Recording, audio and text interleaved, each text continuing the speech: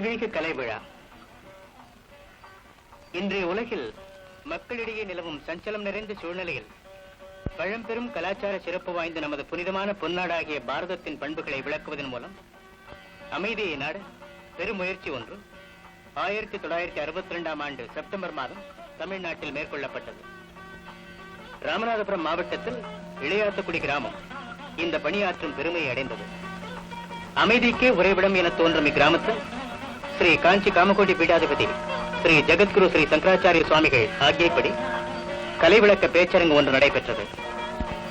வித்வத் சதஸ் நடத்தி புனிதமடைந்த இளையாத்துக்குடியின் தோற்றம், அங்குள்ள திருக்குளம், திருக்குளத்திற்கு அருகேயுள்ள ஸ்ரீ கைலாசநாதர் ஆலயம், சதஸ் நடைபெறுவதற்காக அமைக்கப்பட்ட அலங்கார பந்தல், முடிவற்ற காலகதியின் நிதானமான போக்கிலே அன்றாட வாழ்வு நடத்தி வந்த மக்களிடையே வித்வத் சதஸ் ஒரு உற்சாகத்தை உண்டாக்கிவிட்டது. சதஸ் ஆரம்பத்திற்காக ஸ்ரீ ஆச்சாரிய சுவாமிகள் பூஜா கிரகத்திலிருந்து தம்முடைய சிஷ்யர்கள், பக்த கோடிகள், வேத விற்பனர்கள், கலைச்செல்வர்கள் முதலியோர் புடைசூழ மேடையை நோக்கி வருகிறார்கள். வித்வத் சதஸில் கலந்து கொள்ள வந்திருக்கும் பெருமக்கள் கூட்டத்திலே அமெரிக்க தேச பேராசிரியர் டாக்டர் டேனியல் ஸ்மித்தும் பிரான்ஸ் தேச பேராசிரியர் டாக்டர் ஜாஃபெலியோசாவும் வீற்றிருக்கிறார்கள். ஆச்சாரிய சுவாமிகள் வியாகிராசனத்தில் அமர்ந்து சதஸ் ஆரம்பத்தை ஆக்ஞாபிக்க சங்குலி முழங்குகிறது. திருவாரூர் ஸ்ரீ மகாலிங்க குருக்கள் சங்கநாதம் இசைக்கிறார்.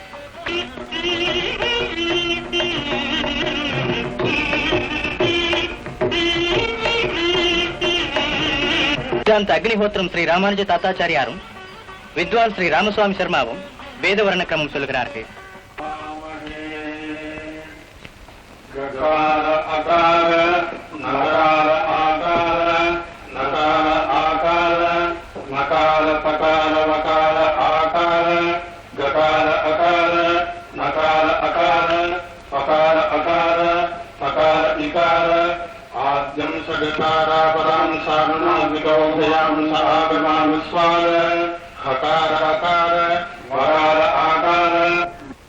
ஸ்ரீ சங்கராச்சாரிய சுவாமிகள் பெரும் திரளாக குழுமியிருக்கும் ஆஸ்திக பெருமக்களையும் ஆகம விற்பனர்களையும் தெய்வீக கலை நிபுணர்களையும் ஆசீர்வதித்து சதஸை ஆரம்பித்து வைக்கிறார்கள். சோழர்களுடைய காலத்தில் இருக்கிற செப்பேடுகளையும் பார்த்திருக்கேன், பல்லவர்களுடைய காலத்தில் இருக்கிற செப்பேடையும் பார்த்திருக்கேன், சோழர்கள் இருக்க முடியான கல்வெட்டுகளையும் பார்த்திருக்கேன், பல்லவர் காலத்தினுடைய கல்வெட்டையும் பார்த்திருக்கேன். இந்த சோழர் காலத்தில் இருக்கிற செப்பேட்டுகள்லையும் கல்வெட்டுகளும் எழுத்துக்களும் ரொம்ப சீராக அழகா இருக்கு. பல்லவர்கள் காலத்துல அதை விட ரொம்ப நல்லா இருக்கு. உலகத்துல எங்கேயுமே அவ்வளவு அழகான அக்ஷரங்களுடைய அமைப்பு இல்லை. அதே மாதிரி விக்கிரகங்களையும் பார்த்தா சோழர் காலத்திலேயே விக்கிரகங்கள், செப்பு விக்கிரகங்கள் ரொம்ப மனோபாவம் ரொம்ப அழகா இருக்கு. பல்லவர்கள் காலத்துல அதை விட ரொம்ப நேர்மையா இருக்கு. அதுக்கப்புறம் பிற்காலத்தில் ஒரு 200 வருஷத்துக்கு முந்தி இருந்ததெல்லாம் வர வர வர கொஞ்சம் குறைஞ்சுட்டு இருக்கு. இப்ப நமக்கு சமீபத்தில் ஒரு 200-300 வருஷத்துக்குள்ள இருக்கக்கூடியான எழுத்துக்களுடைய ஒரு அமைப்போ அல்லது விக்கிரகங்களுடைய ஒரு சீரோ எல்லாம் ரொம்ப குறைவா இருக்கு, ரொம்ப மோட்டாவா இருக்கிற மாதிரி இருக்கு. அதே மாதிரிதான் குணத்தை பார்த்தாலும் வர வர வர ரொம்ப குறைஞ்சிருக்கிறதா தான் தோன்றது. யாரோ கிரீக் ராஜா அலெக்சாண்டர் இருந்தா அவனால அரவம்பினோட வந்தவன்லாம் நம்ம நாட்டை பத்தி எழுதியிருக்கான்னு சொல்றா. அதுல எல்லாம் நம்ம நாட்டுல பொய் சொல்றதே கிடையாது, எந்த சமயம் எங்க போத்தாலும் தங்கம் போட்டாலும் அப்படியே கிடக்கும், திருடுறதுங்கிறது கிடையாது, பொய்ங்கிறது கிடையாது, என்ன ஆச்சரியமா இருக்குன்னு அவன்லாம் எழுதியிருக்கான்னு சொல்றான். அது 2000 வருஷத்துக்கு முந்தி. அந்த மாதிரி இப்ப இருக்கிறதுடைய நிலைமை அதை பார்த்தா எவ்வளவு பூட்டு போட்டு இருந்தாலும் எல்லாத்தையும் உடைச்சுண்டு அவன் தூக்கிட்டு போக முடியாத நிலைமையில் இருக்கு. பொய்யே கிடையாதுன்னு அப்ப சொல்லியிருக்கு நம்ம நாட்டுல. இப்போ எலெக்ஷன்லயும் பாக்கி இதர காரியங்களையும் பார்த்தோம்னா எல்லாரும் லஞ்சம் வாங்குறது, எல்லாரும் பொய் சொல்றதுங்கிற மாதிரி வந்துட்டுது. அதே மாதிரிதான் நாட்டுல கலப்படம் பண்ணி பொய் சொல்லி ஏமாத்தி சாமான அனுப்பணும், வியாபாரிகள் அனுப்புறதுங்கிறதுல ரொம்ப மோசம் நம்ம நாடு தான் அப்படி போயிட்டு பேர் வாங்கிவிட்டுது. பொய்யே கிடையாது, திருட்டே கிடையாது, எந்த சாமான் எங்க வேணா போட்டு வைக்கலாம்னு அவ்வளவு நேர்மையா இருந்த ஒரு தேசம் அதே மாதிரிதான் ஒவ்வொன்றிலையும் ஒரு எழுத்து முறையிலயோ அல்லது விக்கிரகங்களுடைய சிற்பத்திலேயோ எல்லாத்துலயும் ரொம்ப உயர்ந்த ஒரு நிலையில் இருந்த தேசம் ரொம்ப தாழ்மையா வந்துட்டுது. அவர்களுடைய நடத்தையிலையும் சரி, வார்த்தைகள்லயும் சரி, விவகாரங்கள்லயும் எல்லா விஷயங்கள்லயும் ரொம்ப குறைவா வந்துட்டுது. இப்படி குறைவா இருக்க முடியாத நிலைமைய நம்ம சீர்படுத்திக்க வேண்டியது நம்முடைய ஒரு கடமை. அந்த நாள் அவ்வளவு உயர்ந்த நிலையில் இருந்தது காரணம் என்ன, இப்ப இந்த நாள் இவ்வளவு கீழ்த்தரத்துக்கு வந்தது காரணம் என்ன, இது ரெண்டையும் நான் ஆலோசித்து அதுக்குதான் நாம் செய்ய வேண்டியது. இப்ப தலைமுறையில் இருக்கிறவர்களுக்கு இந்த விஷயம் தெரியலன்னா அடுத்த தலைமுறை இருக்கிற குழந்தைகள்லாம் ரொம்ப மோசமா போயிடும். அப்ப என்ன இருந்ததுன்னா, இந்த கல்வெட்டுகள் எல்லாம் ஒவ்வொரு கல்வெட்டுலயும் ஒவ்வொரு கோவில், அநேகமா பெரிய பெரிய கோவில் எல்லாம் பாரத பிரவச்சனம் பண்ணணும்னு அதுக்கு தனியான ஏற்பாடு இருந்திருக்கு. அதே மாதிரி சர்வமானியம் பண்ற கிராம கிரகதானங்கள் எல்லாம் கிராமத்துல பாரத பிரவச்சனம் பண்றதுக்காக இவ்வளவு பாகம் அப்படின்னு தனித்தனியா எழுதியிருக்கு. அந்த பாரதம்ங்கிற எல்லாரும் படிக்காதவர்களுக்கு எல்லாரும் பாரதம் கேட்டு கேட்டு கேட்டு அவளுக்கு ரொம்ப உயர்ந்த பண்பு இது, உயர்ந்த குணங்கள் எதுங்கிறது அவளுக்கு நல்லா படிஞ்சு போயிருக்கு மனசுல. தர்மபுத்திர மாதிரி இருக்கணும், கர்ணம் மாதிரி இருக்கணும் தானத்துல, பீஷ்மர் மாதிரி இருக்கணும் ஞானத்துல, இது மாதிரி ஒவ்வொரு துரோணர் மாதிரி அந்த மாதிரி நல்ல விஷயங்கள் நாம் தெரிஞ்சுட்டு இருக்கணும். காந்தார மாதிரி பதிவிரதியா இருக்கணும். இந்த மாதிரி ஒவ்வொரு விஷயங்களையும் பாரதத்திலிருந்து நம் ஜனங்கள், படிக்காத ஜனங்கள் தெரிஞ்சுட்டு படிச்சவாளை காட்டிலும் ரொம்ப உயர்ந்த பண்போடு இருந்திருக்கா பெரியவா எல்லாரும். அதனால இந்த பாரதம் இதுக்கெல்லாம் மூலமா இருந்திருக்கு. அதே மாதிரி ராமாயணம், அதே மாதிரி சில இத்திஹாசங்கள், இவர்கள் எல்லாம் அது படிக்காத காலத்துல எப்படி தெரிஞ்சதுன்னா, ஒரு பொம்மலாட்டம் வழியாவோ, நகலாட்டத்து வழியாவோ, இல்ல தெருக்கூத்து வழியாவோ படிக்காத வாழ்க்கெல்லாம் நிறைய படிச்சவாளுடைய ஒரு பண்புலாம் உண்டாயிருந்தது. இப்ப அதுக்கு பதிலாக சினிமாக்கள்லாம் வந்திருக்கு. சினிமாக்கள் யாராரு என்ன மாதிரி நடிக்கிறாளோ, என்னென்ன மாதிரி குணங்கள் இருக்கோ அந்த குணம் தான் ஜனங்களுக்கு படிக்க முடியாத நிலைமை வந்திருக்கு. பாரதம் இல்ல, சினிமா வந்துட்டு இந்த மாதிரி இல்ல ஜனங்கள் மோசமா போயிருக்குங்கிறதுக்கு வேற ஒன்னும் காரணம் சொல்லவே வேண்டாம்.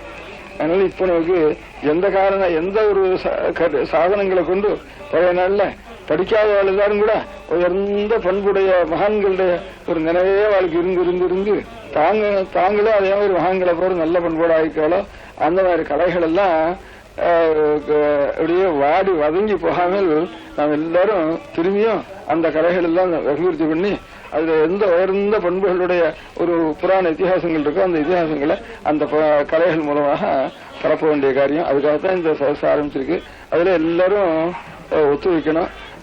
இவ்வளவுக்கும் காரணம் ஈஸ்வர பக்தி. அந்த ஈஸ்வர பக்திக்கு முக்கிய காரணம், அந்த ஒரு கோபுரத்தை பார்த்தா ஈஸ்வர ஞாபகம் வருது. அந்த கோபுரத்துக்கு சிற்பம் வேணும், அதே மாதிரி பிராகாரத்துக்கு சிற்பம் வேணும்.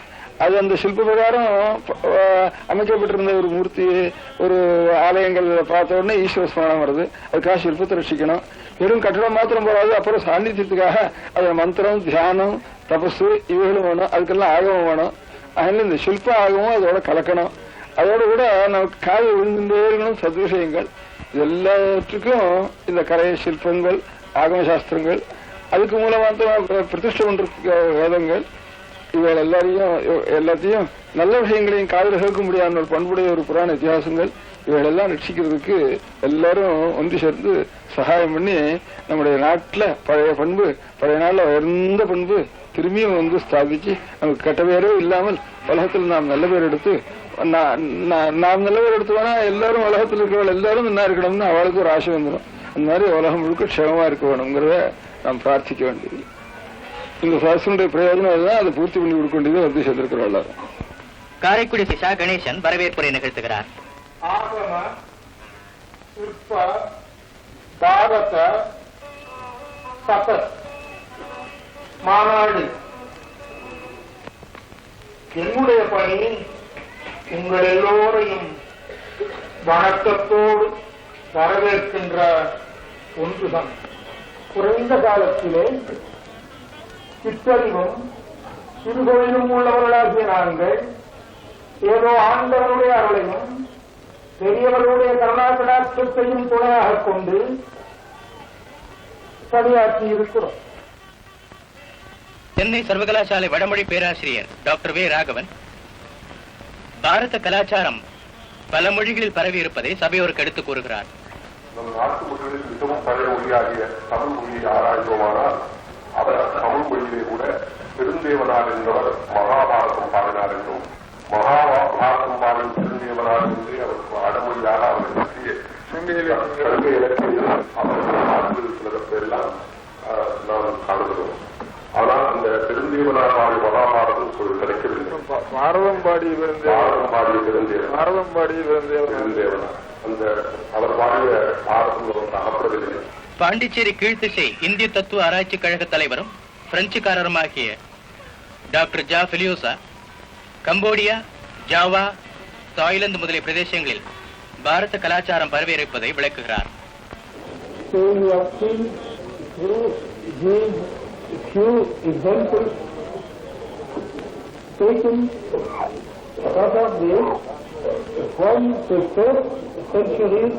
In which we have testimony till now how strong and how long was the influence and is still remaining at some extent the influence of the Hindu and especially of Shaiva religion in Paris.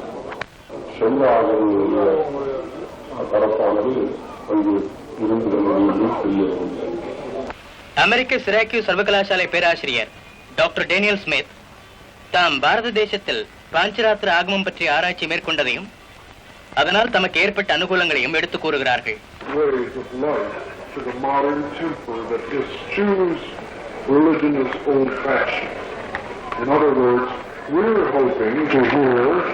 What will be the response from the argument-oriented community to a society in which old values are rapidly being displaced by new and secular ones?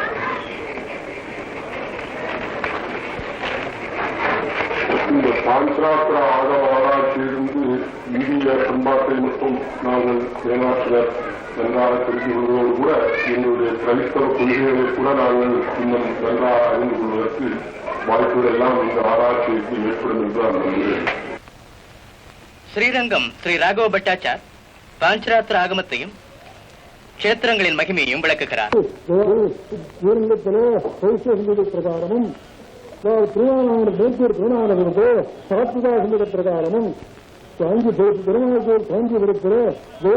பிரகாரம் ஆராதனை நடக்கிறதாக ஈஸ்வரன் சொல்லப்பட்டிருக்கின்றது. மைசூர் அரண்மனை வித்வான் ஸ்ரீ கிருஷ்ணசுவாமி பட்டாச்சார் பாஞ்சராத்திர ஆகம கிரமங்களை பற்றி எடுத்துக் கூறுகிறார். பரபிரம்மம் தன்னுடைய சகஜ ஆகாரத்தில தனக்கும் அபிமதமான ரூபத்தையும் அதனுடைய பூஜாவிதியும் பாஞ்சராத்திரத்திலே விசாரமாக சொன்னான். காஞ்சிபுரம் ஸ்ரீ வரதராஜ பட்டாச்சார் பாஞ்சராத்திர ஆகமத்தில் மூர்த்தி விசேஷம் பற்றி சொல்கிறார். பகவான் நட்சத்திர நாரசிம்மசுவாமாக ராமராமஸ்ரீ கிருஷ்ணத்தை கல்பித்தது பத்து அவதாரங்கள் எடுத்து நம்மெல்லாம் உத்தியோகத்துக்காக அவதாரங்கள் எடுத்தார். ஸ்ரீ புதுப்பெரியவாள் ஸ்ரீ ஜெயேந்திர சரஸ்வதி சுவாமிகள் வரலாற்று சிறப்பு மிகுந்த செப்பேடுகளை கண்காட்சி சாலையில் பார்வையிடுகிறார். பம்பை வாத்தியத்துடன் பாரத கதை நிகழ்ச்சி.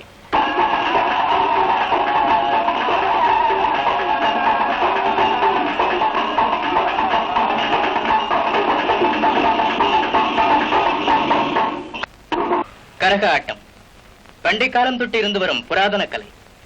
உற்சவ காலங்களில் காணக்கூடிய கரக ஆட்டத்தில் பக்தியோடு இணைந்த கலை நுணுக்கமும் இருக்கிறது.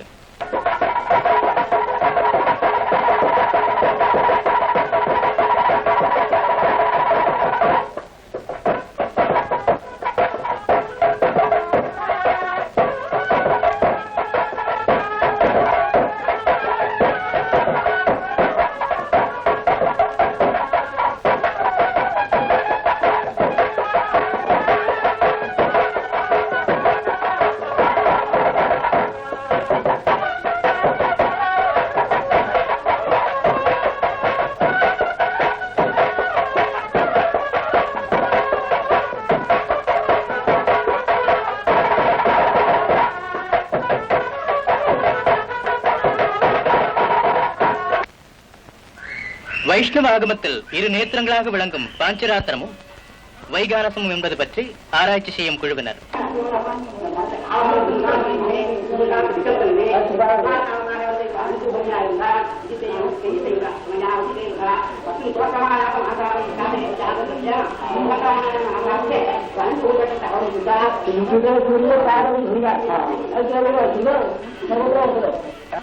ஸ்ரீ ஆச்சாரியாளின் முன்னிலையில் வாக்கியார்த்தம் நடைபெறுகிறது.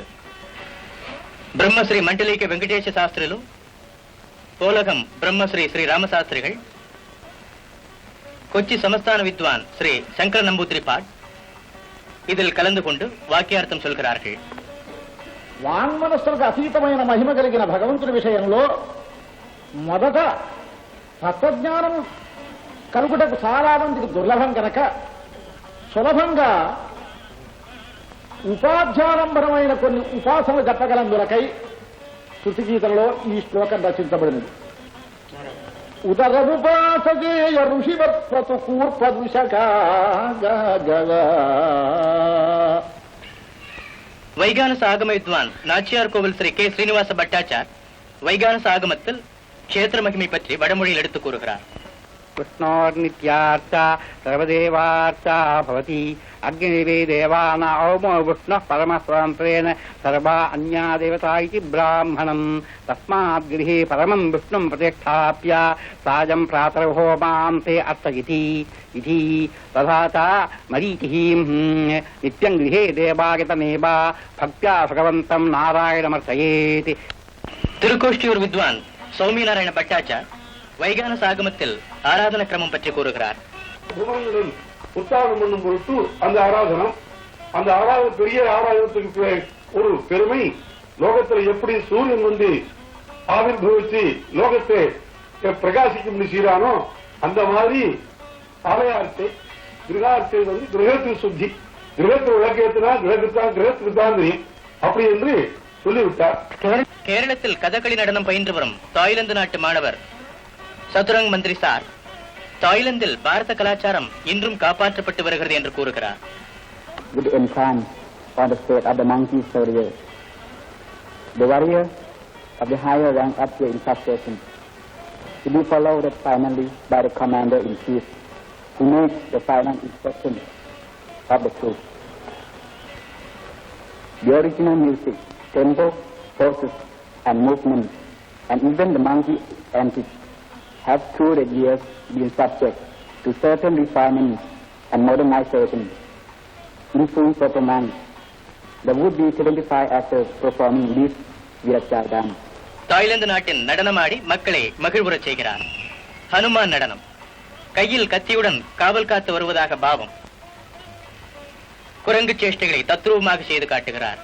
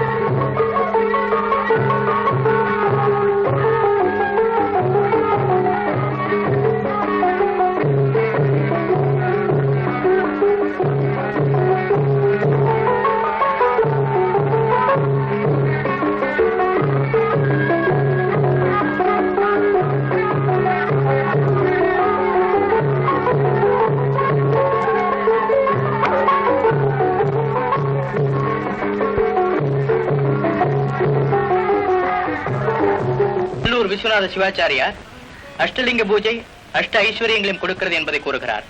ரத்னலிங்கம் 8 விதமாகும். வஜ்ரலிங்கம், மாணிக்கலிங்கம், வைடூரியலிங்கம், ஸ்படிகலிங்கம், பவளலிங்கம், இந்திரநீலலிங்கம், கோமேதலிங்கம், மரகதலிங்கம் என 8 லிங்கங்களிலே ஒவ்வொரு லிங்கத்தினுடைய பூஜையினாலும் வெவ்வேறு பலன்கள் கூறப்பட்டிருக்கின்றன. வஜ்ரலிங்கத்தை பூஜித்தால் சத்ருஜயமும், மாணிக்கலிங்கத்தை பூஜித்தால் ஐஸ்வர்யமும், வைடூரியலிங்கத்தை பூஜித்தால் நல்ல புத்திரனும், ஸ்படிகலிங்கத்தை பூஜித்தால் சகல விருத்தியும், பவளலிங்கத்தை பூஜித்தால் சகல அவசியமும் உண்டாகும், இந்திரநீலலிங்கத்தை பூஜித்தால் ஐஸ்வர்யம் உண்டாகும், கோமேதலிங்கத்தை பூஜித்தால் அழகு உண்டாகும், மரகதலிங்கத்தை பூஜித்தால் நல்ல போகம் உண்டாகும் என்று சிந்திய விஸ்வாகமத்தில் கூறப்பட்டிருக்கின்றது. கனகம்பாடி ஸ்ரீ வைத்தியநாத சிவாச்சாரியார் லிங்க பூஜையில் முத்ரா லட்சணங்களின் விசேஷம் பற்றி கூறுகிறார். வேணு முத்ரை எப்பொழுதும் நமக்கு நன்மையே புரிய வேண்டும் என்பதாக சொல்லப்படுகிறது. அந்த முத்ரையானது ஆவாகன முத்ரை என்பது இது, ஸ்தாபன முத்ரை என்பது இந்த முறையாக செய்ய வேண்டும். சன்னிதான முத்ரையானது இந்த கட்டவரலை நிமிர்த்தி செய்வது சன்னிதான முத்ரை என்று பெயர்.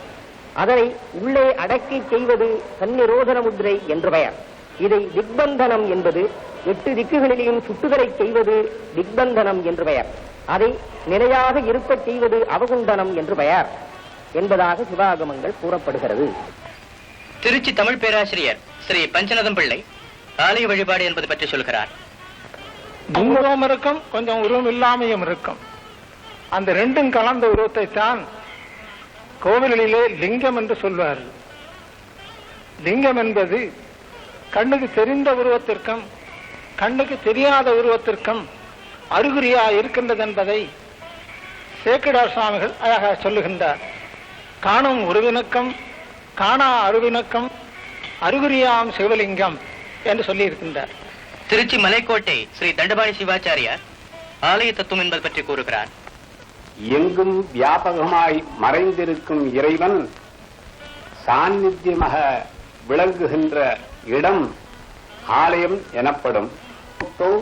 ஜீவோதேவ சனாதனஹ என்ற ஸ்ருதி வாக்கியத்தின் படிக்கும் திருமூலர் சொன்ன உள்ளம் பெருங்கோயில் ஊனுடம்பு ஆலயம் வள்ளல்கிறானுக்கு வாய் கோபுரவாசல் தெல்லத் தெளிந்தார்க்கு ஜீவன் சிவலிங்கம் கள்ளப் புலனைந்தும் காணா மணிவிளக்கு என்ற முறையிலே ஆலயமானது இறைவனுக்கு சரீரமாக சொல்லப்பட்டிருக்கின்றது. திருவாடானை ஸ்ரீ ஐயாமணி சிவாச்சாரியார் இந்த சதசினால் ஏற்பட்ட பயன் பற்றி விளக்குகிறார். வேறு யாராலையும் அமைய முடியாது. இதில் மாணிக்கவாச அடிகள் அவனருளாலே அவன்றால் வணங்கி என்றபடி அந்த சிவபெருமானுடைய திருவருள் நம் அனைவரையும் இங்கு கூட்டி வைத்திருக்கிறது என்று நான் சொல்ல விரும்புகிறேன். இந்த சதசிலே நாங்கள் பெற்ற பயணம் பற்றி சிந்திக்கின்ற போது எங்கெங்கும் பறந்து ஒரு சேர பலமுறை முயன்று சேர்க்க முடியாத சிவாகமங்கள் எல்லாம் எந்தெந்த இடத்துல யார் இடத்துல எவ்வளவு பிரதிகள் இருக்கின்றன, என்னென்ன அச்சாய் உள்ளது, எவைகள் அச்சாகவில்லை, எந்தெந்த பிரதிகள் எங்கே எங்கே கிடைக்கும் என்ற விவரங்கள் எல்லாம் ஓரளவு கிடைக்கப்பட்டது. அதோடு கூட நல்ல சிவாகம பண்டிதர்களே வாக்கியார்த்தம் சொல்லக்கூடியவர்கள், புறச்சமய நிராகரணம் செய்து சுமதஸ்தாபனம் செய்கின்றவர்கள், மயங்கி மறந்து போய் மறைந்து கிடந்த சிவாத்வைத ஸ்தாபனமாகிய ஸ்ரீகண்ட பாஷ்ய பிரவச்சனம் செய்கின்றவர்கள் எத்தனை பெரியோர்கள் இருக்கின்றார்கள் என்ற விவரங்கள் எல்லாம் இந்த சதசு மூலம் எங்களுக்கு நிரம்ப சிறப்பாக தெரிய வந்தது. ஸ்ரீ புது பிரிவாள் மேடையில் அமர்ந்திருக்க புதைபொருள் இலாக்காவைச் சேர்ந்த ஸ்ரீ PR ஸ்ரீனிவாசன் கல்வெட்டுகள் உணர்த்தும் பாரத கலைகள் பற்றி சொற்பொழிவாற்றுகிறார். சுயமத்திற்காக சொல்லலாம், ஜனங்களுக்கு, அதாவது சமுதாயத்தின் நலனுக்காக. சமுதாயத்தின் நலன் என்னவென்றால் பாரதத்தை படிப்பதிலிருந்து அதிலுள்ள பலவிதமான பாத்திரங்களை நாம் அறிகிறோம். இந்த பாத்திரங்கள் எவ்வளவு இக்கட்டான நிலையிலும் சத்தியத்தையோ தைரியத்தையோ மனச்சோர்வையோ அடையவில்லை, விடவில்லை, மனச்சோர்வையோ அடையவில்லை என்ற ஒரு இது சொல்வது என்ற பல கல்வெட்டுகளிலிருந்து நமக்கு தெரிய வருகிறது. சென்னை பொருட்காட்சி சாலை பராமரிப்பாளர் ஸ்ரீ நாகசாமி கல்வெட்டுகளும் செப்பேடுகளும் நமக்கு உணர்த்தும் ஆலய வழிபாடு பற்றி பேசுகிறார். கிபி 600 கட்சியை தலைநகராக கொண்டு ஆண்டு வந்த முதலாம் மகேந்திரவர்மன் என்ற பல்லவன் முதற்கொண்டுதான் சாசனங்கள் இந்துக்களது ஆலயங்களை பற்றியும் வழிபாட்டு முறைகளை பற்றியும் நமக்கு எடுத்து உணர்த்துகின்றன. பொதுப்படையாக பார்ப்போமானால் இன்று நம் ஆலயங்களில் நடைபெறும் வழிபாட்டு முறைகள் 1300 ஆண்டுகளுக்கு முன்னர் எவ்விதம் இருந்தனவோ அதே போல்தான் இன்றும் இருக்கின்றன. பாரத கலைகளில் தொன்று தொட்டு இருந்து வரும் கலைகளில் ஒன்றான ஓட்டம் துள்ள நடைபெறுகிறது. பாவத்துடன் அங்கு அசைவுகளினால் பல கதாபாத்திரங்களை ஒருவரே நடனமாடி காட்டுகிறார். விளக்கம் தர பாடல் பக்கவாத்தியங்கள் முழங்க ஒலிக்கின்றன. நடைபெறுவது கல்யாண சௌகந்தீகம், பீம கர்வபங்கம்.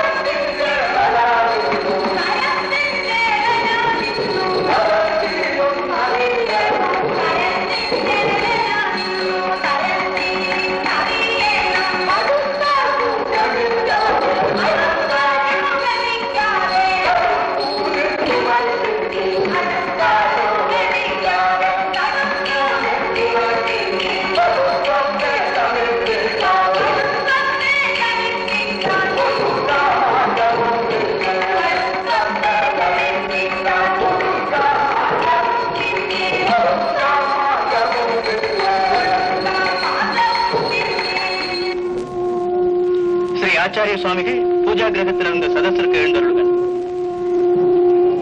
வியாகிராசனத்தில் அமர்ந்து ஸ்ரீ ஷா கணேசரிடம் இதுவரையில் நடைபெற்ற நிகழ்ச்சிகளை கேட்டறிந்து கொள்கிறார்.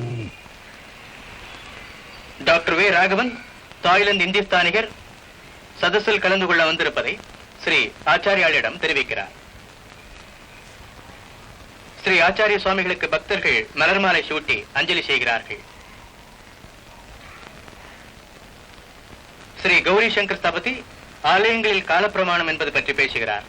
விஸ்வகர்மா எல்லா மக்களும் சௌக்கியமாக வாழ வேண்டும், எல்லா ஜீவராசிகளும் உயிரோடு சுபிட்சமாக இருக்க வேண்டும் என்கிற ஒரு கருணை நோக்கத்தோடுதான் சிற்பத்தில் சகலவிதமான சாஸ்திரங்களையும் புகுத்தி திராசு முதல் அரசாட்சி சிம்மாசன லட்சம் பரியந்தமும் ஆலயங்களில் இருந்து சாங்கோபாங்கமான எல்லா விதமான தத்துவங்களையும் ஏற்படுத்தி ஒரு நாட்டோடு ஒரு நாடு தொடர்பு கொள்வதற்காக ஆலயத்தை நிர்மாணித்து அதில் உற்சவாதி மகோத்சவங்களை ஏற்படுத்தி ஜனங்கள் பரிமாறலும் கொடுக்கல் வாங்கலும் வியாபாரம் செழிக்கவும் இந்த சிற்பத்தை ஆதியாக கொண்டு சிற்பத்தின் பேராலேயே இந்த உலகம் பூராகும் கட்டப்பட்டது, நிர்மாணிக்கப்பட்டது என்பதை நான் கூற அவாவுகிறேன்.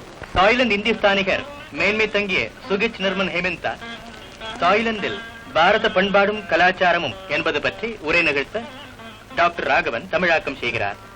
Admit that I feel with great privation to appear before you and talk about subjects that should be left to specialists to do so. முதலாக இந்த விஷயத்திலேயே ஆராய்ச்சி செய்யும்படியான வித்வான்களால் செய்யக்கூடிய இந்த காரியத்தை நான் செய்ய முன்வந்ததற்கு கொஞ்சம் தயங்குகிறேன். We are not content to have all Sanskrit words, but we are making every day new Thai words out of Sanskrit in order to meet with our modern scientific requirements. When I am in this country, I begin to think that probably Thailand is far more Indian than India itself now. இந்த விஷயத்தை நாம் ஆராய்ந்தோமானால் இந்தியாவில் தற்போது நான் இருந்து இந்த பூஜைகளை எல்லாம் பார்த்து வரும்போது எனக்கு என்ன தோன்றுகிறது என்றால் இந்தியாவை விட இந்தியத்தோ அதிகமாக தாய்லாந்தில் இருக்கிறது என்பது எனக்கு தோன்றுகிறது.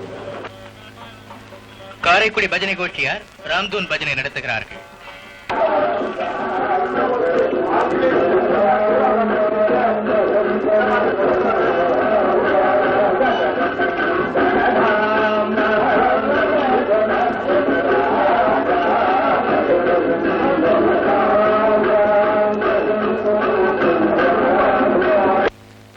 சாத்தூர் டாக்டர் பிச்சுக்குட்டி குழுவினரின் வில்லுப்பாட்டு பாஞ்சாலி சபதம்.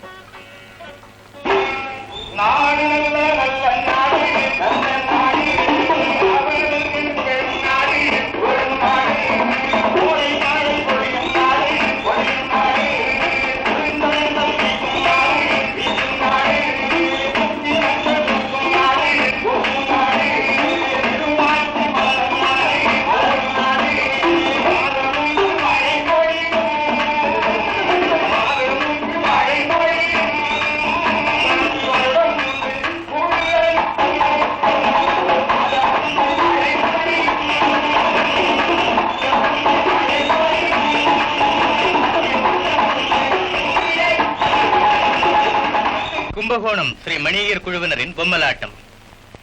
ஹரிச்சந்திரன் கதை. ஒரு பொய் சொல்ல வைக்க விஸ்வாமித்திரர் ஹரிச்சந்திரனை படாத பாடுபடுத்துகிறார். உண்மையே பேச வேண்டும், என்ன கஷ்டம் வந்தாலும் பொய் பேசுதல் தகாது. ஹரிச்சந்திர புராணம் ஒரு அமர காவியம். ಶಿವ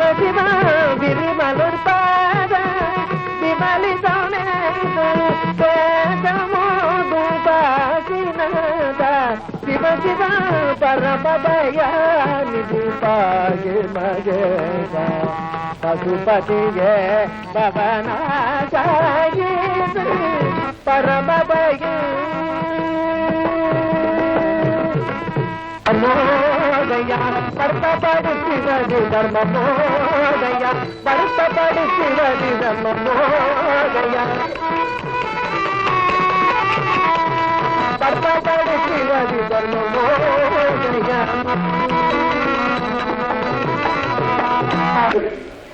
அண்ணாவில் கொடுத்திருக்கபடியா இப்போது யாரும் என்னிடம் தெளிவு இல்லாததால் வேறு ஒருவரும் கொடுக்க வைத்தான். அப்படி இருக்கபடினால இதோ என் மனையால் சந்திரனை விலக்கிட்டு அண்ணனுடைய கடனை கொடுக்கலாம் என்று இந்த வீதியில் நான் கிடைக்கிறேன்.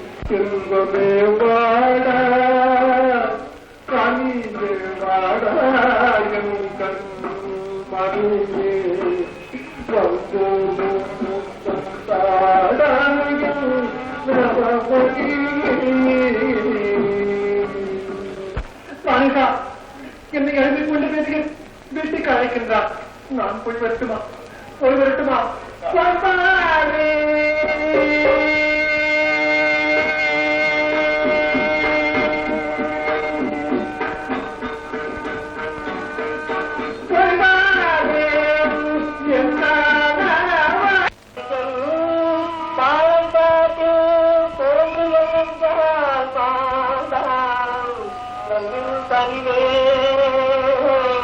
நான் இந்த குடலை கண்டு கொள்ளிகள் வைக்கலானே கோபத்தை கொடுக்க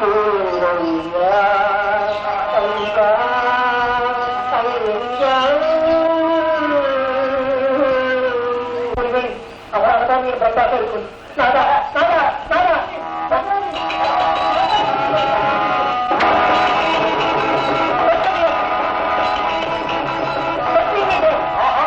என்ன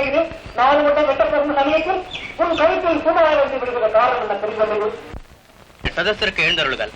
புதைப்பொருள் ஆராய்ச்சி நிபுணர் ஸ்ரீ டி.என். ராமச்சந்திரன் பாரசீகத்தில் இந்திய கலாச்சாரம் என்பதை பற்றி பேசுகிறார்.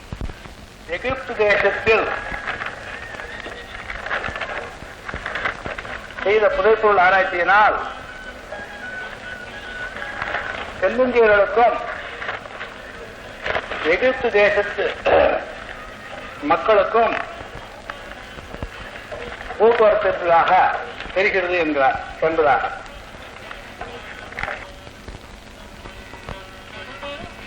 மைசூர் பஜனை கோஷ்டியாரின் பஜனை.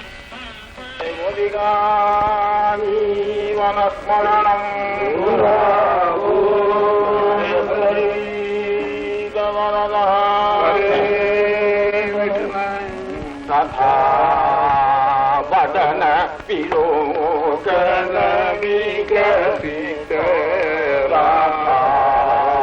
வடன விலோகன விகசித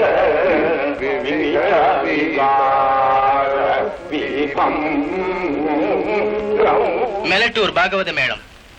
பாலு பாகவதர் பாடி அபிநயம் பிடித்து காட்டுகிறார்.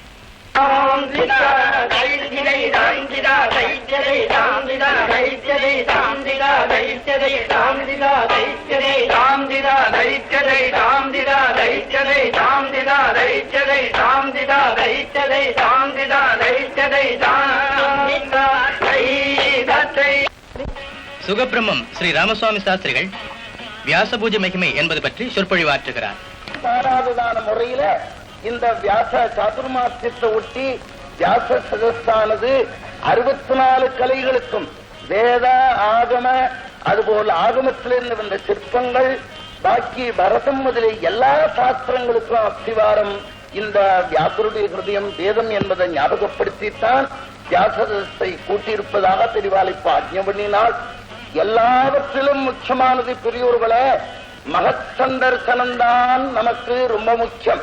அந்த மகாத்மாக்களுடைய க்ஷணசங்கத்தினால எவ்வளவோ அனுகிரகமாகும் என்பதை இந்த வியாச பூஜா சம்பந்தப்பட்ட பிரகடனமான விற்த்தாந்தம், அதிலையும் ஸ்ரீமத் பாகவத ஆரம்பத்துல வியாச நாரத சம்வாத ரூபமாய் ஏற்பட்டதான சாதுர்மாசிய விரதத்தை பற்றின கௌரவமானது.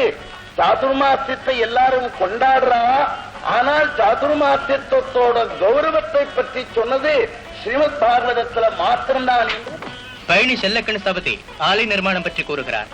ஆலயம் முதலிய நிர்மாணிக்கும் பிரம்மாவை போல் ஸ்தபதியும் மகாவிஷ்ணுவை போல் கர்த்தாவும் மகேஸ்வரனை போல் சிவாச்சாரியரிடம் இருந்தால் அவர்களை பார்க்க பலம் தரும் என்றே கூறப்பட்டுள்ளது.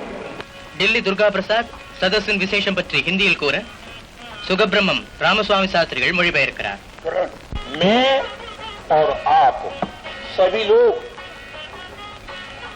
1000 रुपया अगर खर्च के या कई साल समय अगर देते तब शायद इतने सारे संसार का भ्रमण सैर कर पाते, परंतु महाराज की महान कृपा से आपने सारे संसार का भ्रमण किया, सारे संसार को देखा, सारे संसार की शिल्प कलाकार को देखा, इसलिए बार बार हम और आप महाराज के ऋणी हैं.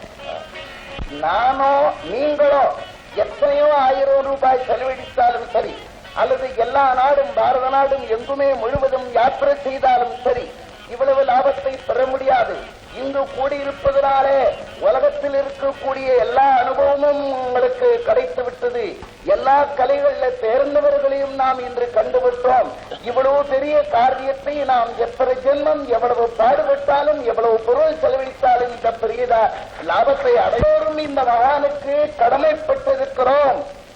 ஸ்ரீ ஆச்சாரிய சுவாமிகளின் ஆசிரியருடன் சதஸ் நிறைவு பெறுகிறது. சொல்றது ஆச்சாரியாலும் அதுக்கு சமீப காலத்தில் தீட்சை வாழும். அது சமயத்தில் வேற வித்தியாசம் இல்லாத போனாலும் ஒரு தெய்வத்தை சொல்லிட்டு பாக்கி எந்த தெய்வம் பக்கத்தில் இருந்தாலும் அதோட ஒட்டி அந்த மாதிரி சொல்லிட்டு இருக்கா வச்சிடலாம். இவெல்லாம் 6 சமயம் நல்லா இருக்கணும், இன்னும் இதுலையும் ஆழ்வாரம் சொல்லிருக்கார். நாயனாரும் அப்புற சுவாமிகளும் 6 சமயங்களும் நல்லா வளரணும்னு எழுதியிருக்கா. அதனால அவளுக்கெல்லாம் வேற இதர சமயத்தார் ஒரு தெய்வத்தை வழிபட்டாலும் கூட தான் விழும்படியான கடவுள் தான் அந்த உருவமாக அவளுக்கு இருக்கு. அங்கங்க அந்தந்த தேவை நீதான் அந்த மாதிரி இருக்க அந்த இடத்துல அப்படின்னு சொல்ற மாதிரி ஒரு அபிப்பிராயம். அதுக்கு கீதையிலையும் இருக்கிற மாதிரி எந்தெந்த பூஜை பண்றானோ அந்தந்த போய் நான் தான் இருக்கிறேன், அவனுடைய பூஜையெல்லாம் வாங்கிக்கிறேன் அப்படின்னு சொல்றாரு. இந்த 12 நாளும் வந்திருந்த ஆகமிகால், வந்திருந்த சிற்பஜால், வந்திருந்த பழைய கலைகள் வாடி வதங்கி போயிருக்கிறதெல்லாம் கஷ்டப்பட்டு இன்னும் அந்த எத்தனையோ ஆயிரக்கணக்கான வருஷங்களாக இந்த கலைகளை ரட்சிச்சுருக்கிறவா எல்லாரும் சேர்ந்து இந்த வருஷம் மனசுக்கு ரொம்ப திருப்தியாக அவர்களும் ரொம்ப ஆசையோட பூர்த்தி பண்ணி கொடுத்தா இந்த சதஸை. இதை ஜனங்களும் அதே மாதிரி இன்னும் எந்த உற்சவம் நடத்தினாலும் சரி, பாக்கி இருக்கும் ஒரு கல்யாண விசேஷங்கள், கல்யாணம் கார்த்திகை வீட்டில் நடத்தினாலும் சரி, இந்த பழைய கலைகளையும் மகா இத்திஹாசங்களையும் அவர்கள் இவர்கள் மூலமாக சொல்ல சொல்லி எல்லாரும் கேட்டு ஆனந்திக்க முடியாது செய்து அதிலிருந்து உலகத்தில் நல்ல பண்புகள் வித்தியாக முடியாக செய்ய வேண்டியது பொது மக்களுடைய கடமையா இருக்கு. அதையும் எல்லாரும் பூர்த்தி பண்ணிடுவான்னு தெரியுது. அந்த மாதிரி இப்போ வந்திருக்கிறவர்களுடைய ஒரு ஆசையை பார்த்தோம்னா அவர்களும் பூர்த்தி பண்ணி விடுவா, உலகங்கள்லாம் க்ஷேமமா இருக்கும் அப்படிங்கிற பூர்ணமான ஒரு நம்பிக்கையோட பார்வதி